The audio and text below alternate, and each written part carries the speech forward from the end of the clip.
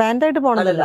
എന്റെ ബാൻഡായിട്ടല്ല, ഇത് ഓരോരുത്തരുടെ ഫീച്ചറിങ്. ഇപ്പൊ ഞാൻ സിത്താര ബാൻഡിൽ പ്രോജക്ട് മലബാർ കസ്റ്റില് ഫീച്ചറിങ് ആർട്ടിസ്റ്റാണ്. അപ്പോ അവരുടെ മിക്ക ഷോസിനും പോകാനുള്ളൊരു അവസരം കിട്ടാറുണ്ട്.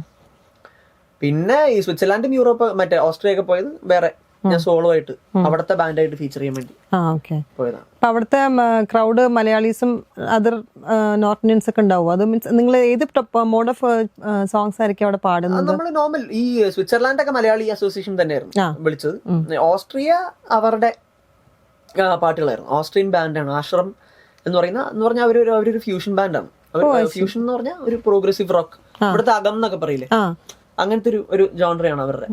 കർണാട്ടിക് പ്ലസ് റോക്ക് ആയിട്ടുള്ള, കർണാട്ടിക്കും അല്ല മറ്റേ ഇന്ത്യൻ ക്ലാസിക്കലും റോക്കും മിക്സ് ചെയ്തിട്ടുള്ള ഒരു ജോണർ ആയിരുന്നു അവർ. അപ്പൊ അതിന് അവിടുത്തെ ആൾക്കാരാണ്, സായിപ്പന്മാരായിരുന്നു. അപ്പൊ അവർ ആർട്ടിസ്റ്റും അതെ.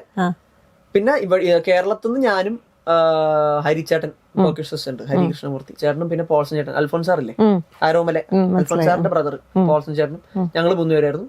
ഇന്ത്യയിൽ നിന്നുണ്ടായിരുന്നു. ബാക്കിയെല്ലാം അവിടുത്തെ ആർട്ടിസ്റ്റുകളായിരുന്നു. അപ്പൊ അവിടുത്തെ ക്രൗഡും അങ്ങനത്തെ ക്രൗഡായിരുന്നു, ഫുൾ സായിപ്പന്മാരും.